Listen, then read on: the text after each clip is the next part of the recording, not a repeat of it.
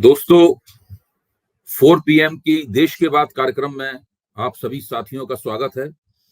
रोज संजय जी और मैं एक दूसरे से बातचीत करते हैं और मुझे खुशी है कि उस बातचीत को आप सब लोग बहुत सराहते हैं। आज संयोग से संजय जी हमारे साथ नहीं है। आज केवल मैं आपके साथ बातचीत करूंगा और ये बातचीत कुछ अपने निजी जीवन से संबंधित बातचीत होगी। शुरुआत मैं वहां से करूंगा। मैं रोज सवेरे उठता हूं, लगभग पिछले 40 साल से सवेरे उठकर मेरा पहला काम ये होता है कि मैं कई अखबार पढ़ता हूँ। कम से कम 5 या 6 अंग्रेजी के अखबार पढ़ता हूँ, 2 या 3 हिंदी के अखबार पढ़ता हूँ और इसमें करीब मेरी दिनचर्या के शुरुआती 2-3 घंटे खर्च होते हैं। मैं इन अखबारों में लिखता भी हूँ और अखबारों में दूसरों का लेखन पढ़कर समाज और राजनीति में क्या हो रहा है उसकी जानकारी हासिल करता हूँ। मुझे काफी ज्ञान मिलता है इन अखबारों से और मैं जितने भी शोधार्थी मेरे पास आते हैं, जिन्हें पत्रकारिता में दिलचस्पी होती है, जो समाज विज्ञान में दिलचस्पी रखते हैं, उन सबसे मैं कहता हूँ कि रोज सवेरे उठकर अखबार पढ़ा करो। एक अखबार तो कम से कम पढ़ो ही, उसका संपादकीय पृष्ठ पढ़ो और हो सके तो एक से ज्यादा अखबार पढ़ो। बहरहाल, मेरी सलाह कितने लोग मानते हैं कितने नहीं मानते ये मुझे नहीं पता, लेकिन मुझे रोज अखबार पढ़ने से बहुत फायदा हुआ। अब देखिए, आज सवेरे जब मैं दैनिक भास्कर पढ़ रहा था, हिंदी का देश का सबसे ज्यादा बिकने वाला अखबार है, केवल हिंदी का ही नहीं, देश की किसी भी भाषा का सबसे ज्यादा बिकने वाला अखबार दैनिक भास्कर है। संयोग से मैं खुद भी दैनिक भास्कर में नियमित रूप से लिखता हूँ। हर 10-12 दिन में मेरा एक लेख दैनिक भास्कर में प्रकाशित होता है। आज भी मेरा लेख ओलंपिक में भारतीय प्रदर्शन की जो गड़बड़ियां हैं उसके बारे में प्रकाशित हुआ है, लेकिन मेरी दिलचस्पी उस लेख के बारे में बताने की नहीं है। मेरी दिलचस्पी यह है कि आज के दैनिक भास्कर का संपादकीय क्या है और उस संपादकीय को पढ़कर मुझे क्या ज्ञान प्राप्त हुआ। बहुत छोटा सा संपादकीय है। अगर ये संपादकीय मैं आपको पढ़कर सुनाऊं तो मुश्किल से इसमें 1.5 या 2 मिनट लगेगा। मैं चाहता हूं कि आज आप मेरे मुंह से ये संपादकीय सुन लें। इससे जो मैंने दिशा प्राप्त की, मैंने इस देश की राजनीति किस दिशा में जा रही है वो समझा। मैं चाहता हूं कि वो बात आप तक भी पहुंचे। देखिए, ये बहुत छोटा संपादकीय है। इसका शीर्षक है सभापति पर अविश्वास के मायने क्या है। यह अविश्वास शब्द जो है इन्वर्टेड कॉमास में है। अब आप सुनिए, दैनिक भास्कर ने, जो देश का सबसे बड़ा अखबार है, किसी भी पार्टी का समर्थक या विरोधी नहीं है, किसी भी नेता का समर्थक या विरोधी नहीं है, वो सभापति पर अविश्वास के मायने क्या है शीर्षक से क्या कौन सी राय दे रहा है। ये संपादक की अपनी राय है, क्योंकि जब मेरा लेख इसमें छपता है, नीचे लिखा होता है ये लेखक के अपने विचार हैं, लेकिन ये विचार दैनिक भास्कर के विचार हैं। दैनिक भास्कर, जिसको करोड़ों करोड़ों हिंदी भाषी, हिंदी के पाठक रोज सुबह पढ़ते हैं। देखिए, भास्कर क्या लिखता है। सभापति कौन है? सभापति है उपराष्ट्रपति जगदीप धनखड़, जो कि उपराष्ट्रपति होने के नाते राज्यसभा के सभापति भी है। वो क्या लिखते हैं, दैनिक भास्कर उनके इस पूरे प्रकरण के बारे में क्या लिखता है, ये देखकर आपको पता चलेगा कि देश की राजनीति किधर जा रही है, किसका ग्राफ नीचे जा रहा है और किसका ग्राफ चढ़ रहा है।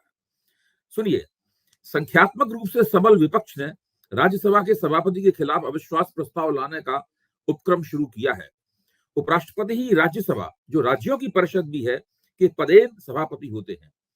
चूंकि इनका चुनाव राज्यसभा और लोकसभा दोनों मिलकर करती हैं, लिहाजा इनके हटाए जाने के लिए 3 शर्तें हैं।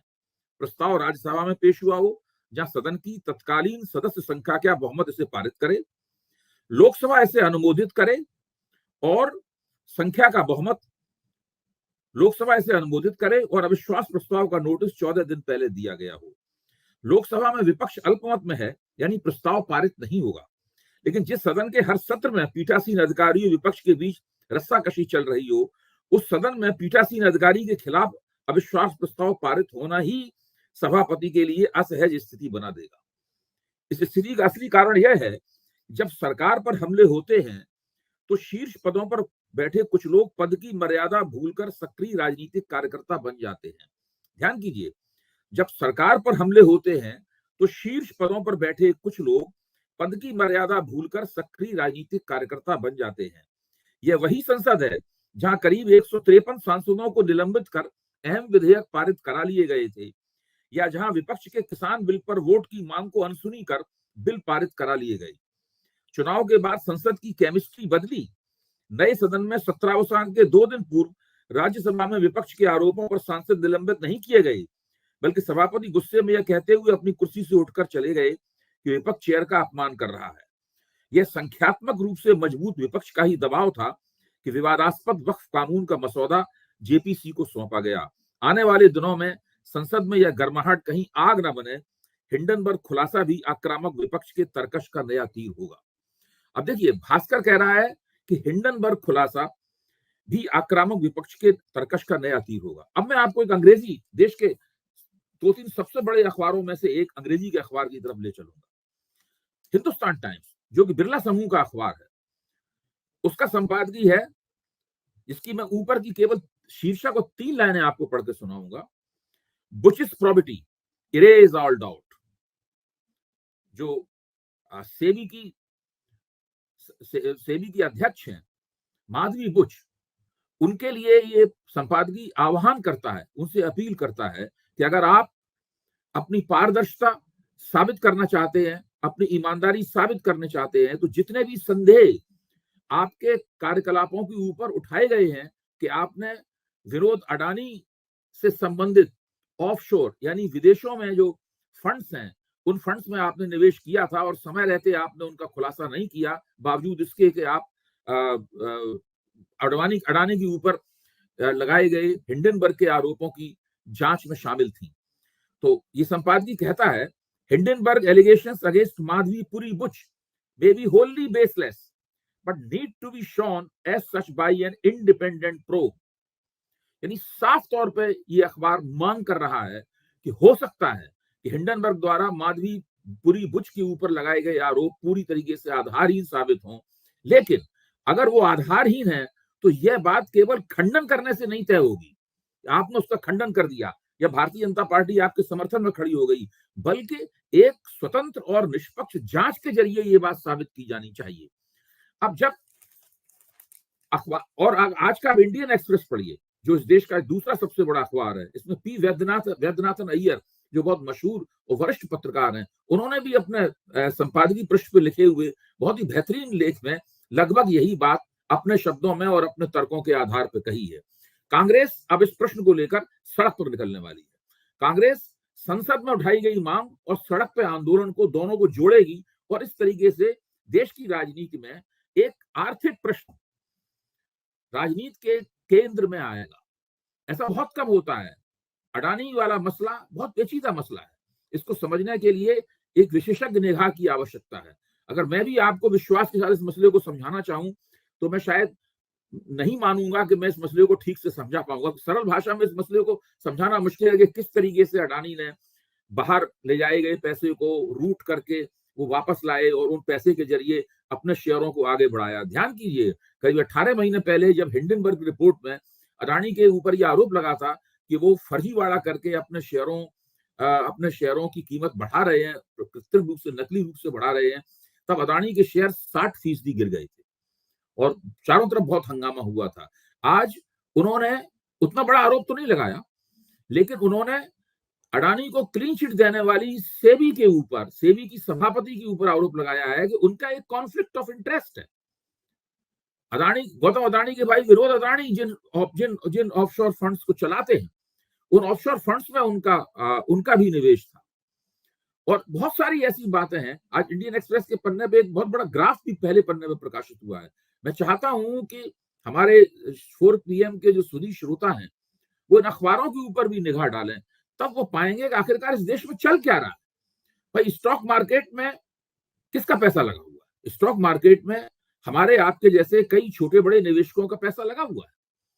उस पैसे के साथ कौन खेल कर रहा है, इस खेल का पता लगाया जाना चाहिए और कांग्रेस लंबे अरसे से ये मांग उठाती रही है। सवाल ये नहीं है कि हिंडनबर्ग ने आरोप लगाए या हो सकता है किसी ऐसी कंपनी ने जांच करके आरोप लगाए होते जिसका नाम कुछ और होता। मैं हिंडनबर्ग कंपनी का प्रशंसक या समर्थक नहीं हूं। प्रश्न यह है कि जब उसके द्वारा लगाए गए आरोप सार्वजनिक जीवन में आते हैं तो शक पैदा होता है और भारतीय अर्थव्यवस्था जिस विकृति का शिकार है, उस विकृति का नाम है क्रोनी कैपिटलिज्म, यानी सरकार की गोद में बैठा हुआ पूंजीवाद। सरकार 2-1 चुनिंदा घरानों को अपनी गोद में बैठाती है और उनको दूसरे घरानों के नुकसान की कीमत पर विशेष किस्म के फायदे पहुंचाए जाते हैं। इसको क्रोनी कैपिटलिज्म कहते हैं। इसको आप गोदी पूंजीवाद भी कह सकते हैं। देश के बड़े बड़े अर्थशास्त्रियों ने इस परिघटना की जांच की है और इस परिघटना की जांच करके ये बताने की कोशिश की है कि ये भारतीय अर्थव्यवस्था की प्रमुख विकृति है। भारतीय अर्थव्यवस्था का विकास दरअसल जिन बातों की वजह से नहीं हो पा रहा है उनमें ये एक बहुत ही प्रमुख बात है। अरविंद सुब्रमण्यम को हम और आप सब जानते हैं। वो मोदी सरकार के 4 या 5 वर्ष तक प्रमुख आर्थिक सलाहकार भी रह चुके हैं, प्रिंसिपल इकोनॉमिक एडवाइजर रह चुके हैं। उन अरविंद सुब्रमण्यम ने अपने लेख में ये लिखा है कि भारतीय अर्थव्यवस्था डबल ए डिस्टॉर्शन की शिकार है। डबल ए क्या है बताते हैं, अदानी अंबानी डिस्टॉर्शन। कि अदानी और अंबानी को विशेष रूप से प्रोत्साहित करना, उनको ठेके दिलवाना, तरह तरह के काम दिलवाना और नीतियों को अचानक बदल देना ताकि इन दोनों घरानों को फायदा हो। इससे जो देश के दूसरे पूंजीपति हैं वो भौचक्के रह जाते हैं, उनकी समझ में नहीं आता कि अब हम क्या करें। यही कारण है कि देश के पूंजीपति अब पैसा होते हुए भी, उनकी तिजोरियां भरी हुई हैं, उसके बावजूद भी वो अर्थव्यवस्था में निवेश नहीं करते। चूंकि अर्थव्यवस्था में वो निवेश नहीं करते, इसलिए केवल सरकार ही उसके अंदर निवेश करती रहती है। ये वो बातें हैं जो मैं 4PM के मंच पर और दूसरे मीडिया मंचों पर कई बार कह चुका हूं, लेकिन ये बहुत जरूरी बातें हैं, इसीलिए नए संदर्भ में एक बार उनको इन बातों को फिर से कहने की जरूरत है। अब ये मसला जो कि विशेषज्ञों के बीच की चर्चा का मसला था, अब संसद से सड़क तक आने वाला है। हम सब लोग बार बार इस मसले की अनुगूंज सुनेंगे और ये बहुत ही महत्वपूर्ण मसला है, इसको समझने की जरूरत है। अब मैं आता हूं कि आखिरकार इस देश में 4 जून को जो लोकसभा नतीजे आए और उन नतीजों के परिणाम स्वरूप भारतीय जनता पार्टी का बहुमत चला गया और 9 जून को सरकार बनी। वो भाजपा की सरकार नहीं थी बल्कि नेशनल डेमोक्रेटिक अलायंस एनडीए की सरकार थी। मोदी जी तीसरी बार प्रधानमंत्री बने, लेकिन वो मोदी सरकार के प्रधानमंत्री नहीं बने बल्कि वो एनडीए सरकार के प्रधानमंत्री बने और आज उनकी 63 सीटें कम हुई, बहुमत उनके हाथ से चला गया। मैं इसी चीज को हिंडनबर्ग रिपोर्ट और राज्यसभा के सभापति के खिलाफ जो विपक्ष महाभियोग लाने वाला है उसके साथ जोड़ के बता रहा हूं कि देश का माहौल कितना ज्यादा बदल चुका है। आज का फिर से मैं अखबार का सहारा लूंगा। आज का अगर आप टाइम्स ऑफ इंडिया देखें तो पूरे टाइम्स ऑफ इंडिया को पलटते जाइए। टाइम्स ऑफ इंडिया बड़ा विशाल अखबार है, बहुत पन्ने होते हैं उसके अंदर। जब आप 15वें पेज पे पहुंचते हैं, ध्यान कीजिए 15वें पेज पे, तो 15वें पेज के ऊपर वाले कोने में सिंगल कॉलम एक छोटी सी खबर आपको दिखाई पड़ती है। आप उस खबर को आंख लगा गड़ा कर देखिए तो उसमें तस्वीर भी लगी हुई है, छोटी सी, 1 अंगुल बड़ी तस्वीर, एक उंगली के एक पोर, 1 अंगुल जितनी बड़ी तस्वीर लगी हुई है। वो तस्वीर किसकी है? वो प्रधानमंत्री नरेंद्र मोदी की तस्वीर। प्रधानमंत्री नरेंद्र मोदी की तस्वीर छाप के अखबार बता रहा है कि प्रधानमंत्री नरेंद्र मोदी ने आश्वासन दिया है कि देश के जंगलों में हाथियों के लिए एक सुरक्षित जगह मुहैया कराने का आश्वासन नरेंद्र मोदी दे रहे हैं ताकि हाथियों को जंगल में आराम से रहने का मौका प्राप्त हो। आप कल्पना कर सकते हैं कि 4 जून से पहले नरेंद्र मोदी ने यह वक्तव्य दिया होता, वो किसी अखबार के 15वें पेज में बहुत ही नन्ही सी तस्वीर छपाकर छोटी सी खबर के रूप में छपता। वो पहले पन्ने पे होता, उसमें नरेंद्र मोदी हाथी के साथ खड़े होते, एक फोटो अपॉर्चुनिटी पूरी होती और उनकी जबरदस्त तस्वीर उनकी छप रही होती और उसमें एक बड़ा सा हेडिंग होता कि नरेंद्र मोदी को वन्य पशुओं से कितना प्रेम है, उनका जीवन सुखपूर्ण बीते, इसके लिए वो कितना चिंतित हैं। ये सारी चीजें प्रकाशित होती हैं और मोदी जी बाकायदा जंगल सफारी में होते, एक वो हैट लगाए होते, उनके हाथ में एक बड़ा कैमरा होता जिसके अंदर एक बहुत बड़ा तोपनुमा टेली लेंस लगा होता। इस तरीके से उनकी पूरी खबर छपती है। आज स्थिति क्या है? आज जब मोदी जी हाथियों के ऊपर वक्तव्य देते हैं तो उसकी चूहे जैसी खबर 15वें पेज के ऊपर छपती है जिसको ढूंढना पड़ता है और अखबारों ने तो इस खबर को छापा ही नहीं। आप जो कमर्शियल टीवी चैनल्स हैं उनका जो गोदी रवैया है उनके ऊपर मत जाइए। वो अभी भी उनमें से बहुत से चैनल मोदी जी का गुणगान करने में लगे हुए हैं। प्रिंट मीडिया पर ध्यान दीजिए, सोशल मीडिया पर ध्यान दीजिए, जहां से मैं आपको इस वक्त संबोधित कर रहा हूं। सोशल मीडिया पर ध्यान दीजिए और प्रिंट मीडिया पर ध्यान दीजिए, तब आपको पता चलेगा कि दरअसल देश के राजनीतिक माहौल में कितना परिवर्तन हुआ है। अब फिर से मैं एक और वरिष्ठ पत्रकार शेखर गुप्ता जो इंडियन एक्सप्रेस के संपादक रह चुके हैं, आजकल एक बहुत बड़ा वेब समाचारों का वेब पोर्टल चलाते हैं, उन्होंने उनका एक बहुत महत्वपूर्ण आर्टिकल वो भी भास्कर में प्रकाशित हुआ जिस पन्ने पे मेरा लेख प्रकाशित हुआ है उसी के ऊपर वाले हिस्से में आपको शेखर गुप्ता का लेख मिलेगा। शेखर गुप्ता उस लेख में बड़े दिलचस्प तर्क देते हुए बताते हैं कि इस वक्त देश में वो नैरेटिव चल रहा है जो विपक्ष ने स्थापित किया। विपक्ष ने चुनाव लड़ने के दौरान जो जो बातें कही थी, जो जो मांगे की थी और जिन मांगों को झूठा कहकर, फालतू कहकर सरकारी पार्टी यानी भारतीय जनता पार्टी ने ठुकरा दिया था, वे तमाम मांगे आज एनडीए की सरकार मान चुकी है और उन्हीं मांगों के आधार पर अपनी राजनीति को नियोजित करने की कोशिश कर रही है। वे मांगे क्या हैं, ये भी देखने की बात है इनको, क्योंकि इन्हीं मांगों के आधार पर, ये मांगे इसलिए मैं आपके सामने कहना चाहता हूं क्योंकि इन्हीं मांगों के आधार पर इस देश की राजनीति निकट भविष्य में बनने वाली है। विपक्ष ने चुनावी मुहिम चलाते हुए कहा था कि युवाओं में बेरोजगारी बढ़ी है, रोजगार पैदा करने के लिए सब्सिडी दी जानी चाहिए और उनके प्रशिक्षण की नई योजनाएं बनाई जानी चाहिए। नंबर 2, गरीबों, बेरोजगारों, किसानों को नकदी भुगतान किया जाना चाहिए। सभी बड़ी फसलों के लिए एमएसपी की कानूनी गारंटी दी जाए और किसानों के कर्ज माफ किए जाने चाहिए। अग्निपथ योजना पर पुनर्विचार किया जाना चाहिए। जातिगत जनगणना कराई जानी चाहिए और उसके आधार पर हर वर्ग को संख्या के अनुपात में सरकारी लाभ दिए जाने चाहिए।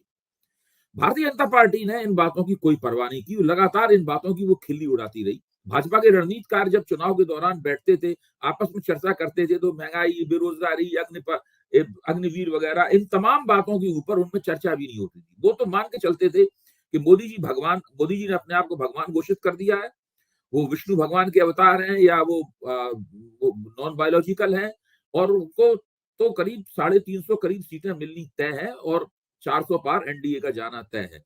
जब चुनाव से रिजल्ट से थोड़ा पहले राष्ट्रीय स्वयंसेवक संघ के सरसंघ चालक डॉक्टर मोहन भागवत और दूसरे महत्वपूर्ण पदाधिकारियों के साथ में अमित शाह और नरेंद्र मोदी की बैठक हुई थी, जब उन्होंने पूछा राष्ट्रीय स्वयंसेवक संघ ने, आखिरकार भारतीय जनता पार्टी उन्हीं की संतान है, कि भाई चुनाव में आपका क्या होने वाला है, तो अमित शाह और मोदी ने उनसे कहा था आप बिल्कुल तय कीजिए, 325 तय समझिए, 325 से कम सीटों तो किसी कीमत पर नहीं आएगी। मैंने तो यह भी सुना है कि सारी तैयारी पूरी कर दी गई थी कि सीटें 325 से 350 के बीच में आएंगी। मोदी जी ने अपने आप को ईश्वर घोषित कर दिया है, नॉन बायोलॉजिकल घोषित कर दिया है और जैसे ही ये होगा फिर उसके बाद में जब अनंत और राधिका की शादी होगी अंबानी घराने द्वारा, उसमें मोदी जी जाएंगे एक शानदार आध्यात्मिक सी लगने वाली पोशाक पहनकर सिंहासन नुमा कुर्सी पर बैठेंगे, ईश्वर की तरह उनकी पूजा होगी और धीरे धीरे उनके मंदिर तमाम बनने शुरू हो जाएंगे। एक अयोध्या में राम मंदिर बना है, इसी तरह मोदी का भी एक विशाल मंदिर बनेगा और मैंने टीवी पर भी कहा था फिर मोदी जी स्वयं उस मंदिर की प्राण प्रतिष्ठा करेंगे और किसी की तो हिम्मत नहीं है। मैं तो टीवी मैंने कहा था केवल 2 ही लोग मोदी जी की प्राण प्रतिष्ठा, मोदी जी के मंदिर की प्राण प्रतिष्ठा कर सकते हैं, एक तो स्वयं मोदी या फिर डोनाल्ड ट्रंप जो मोदी जी के अभिन्न मित्र हैं, वो कर सकते हैं। तो मैं कहना ये चाहता हूं कि वो सारी की सारी योजनाएं इस देश के मतदाताओं ने बेकार कर दी। ये मेरा सब अंदाज है, मतलब ऐसा नहीं है कि कोई मेरे पास कोई बहुत तथ्य है और कोई सबूत है इस बात का, लेकिन मेरा अनुमान है। ये तो एक जानी मानी बात है कि मोदी जी ने खुद को नॉन बायोलॉजिकल कहा था। ये भी एक जाने मानी बात है कि मोदी जी ने कहा था कि 300 आरएसएस राष्ट्रीय कहा था कि 325 से कम सीटें नहीं आएंगी। ये दोनों तथ्य हैं, लेकिन चुनाव नतीजे के बाद का सिनारियो क्या होगा, बाद का नजारा क्या होगा, ये वोटरों ने कल्पित किया। वोटरों ने कहा कि भाई हमें हिंदू धर्म में पहले ही से बहुत सारे देवता और भगवान हैं, हमें नया भगवान नहीं चाहिए। और जैसे ही वोटरों ने सोचा कि हमें नया भगवान नहीं चाहिए, वैसे ही मोदी जी धरती पर आ गए। तो ये एक ऐसी स्थिति है। अब देखिए मोदी जी केवल 63 सीटें खोने के बाद आज ऐसा लगता है कि मोदी जी के पास कोई रणनीति नहीं है, कहने के लिए कोई नई बात नहीं। अभी एक दिन मैं एबीपी चैनल पर संदीप चौधरी के कार्यक्रम में इस बात पर हम लोग चर्चा कर रहे थे कि जो बजट सत्र हुआ, इस बजट सत्र में किसका हाथ भारी रहा, कौन आगे रहा, विपक्ष आगे रहा कि सत्ता पक्ष आगे रहा। बड़े बड़े पत्रकार मेरे साथ थे, वरिष्ठ पत्रकार नीरजा चौधरी, इनका मैं बड़ा सम्मान करता हूं, वो उस कार्यक्रम में थी। उस कार्यक्रम में मेरे मित्र विनोद अग्निहोत्री थे, जो बड़े प्रखर पत्रकार हैं। इस कार्यक्रम में बहुत ही अनुभवी प्रभु चावला थे इस कार्यक्रम में। तो जब हम लोगों से पूछा गया कि भाई आप बताइए आपका क्या आकलन है, तो नीरजा चौधरी हो, प्रभु चावला हो, सब लोगों का ये कहना था, हमारे मित्र प्रोफेसर संजय कुमार थे, जो देश के सबसे बड़े चुनावी विश्लेषकों में से एक हैं और जो चुनाव शास्त्र है उसके विद्वान हैं। सब लोगों का कहना ये था कि जो बजट सत्र है उसके अंदर विपक्ष का हाथ भारी रहा, विपक्ष सत्ता पक्ष पे हावी रहा, वो आक्रामक रहा, सत्ता पक्ष लगातार बचाव की मुद्रा में रहा और सत्ता पक्ष के पास कहने के लिए कोई भी नई बात नहीं थी। प्रभुशाला ने यहां तक कहा कि मैंने कभी भी सरकारी पार्टी में नए विचारों का इतना अकाल नहीं देखा। तो आप इससे अंदाजा लगा, नीरज चौधरी कहना था कि कुछ भी नहीं है, हिंदू मुसलमान करते रहते हैं और इससे लोग बिल्कुल बोर हो चुके हैं। लोगों को गर्व है कि एक हम अयोध्या में राम मंदिर बना, इसका मतलब नहीं है ये नहीं है कि वो भारतीय जनता पार्टी के वोटर बन गए। यानी उनका कहना था कि आप निकट अभी फिलहाल तो हिंदू बनाम मुसलमान जो कर रहे हैं ये लोग, उसका कोई वोटरों पर असर नहीं पड़ने वाला है। अब भविष्य में जो होगा वो देखा जाएगा, आज की स्थिति तो इस तरह की नहीं है। ये देश के वरिष्ठतम पत्रकारों का अनुमान है। इनमें से कोई भी पत्रकार ऐसा नहीं है जो किसी कम्युनिस्ट पार्टी से संबंध रहा हो, कोई भी पत्रकार ऐसा नहीं है जो कोई भाजपा विरोधी पत्रकार हो। सारे लोग बड़े संतुलित और वरिष्ठ बातचीत करने वाले पत्रकार हैं। तो मैं कहना ये चाहता हूं, इस देश की राजनीतिक हवा पूरी तरीके से बदल गई है।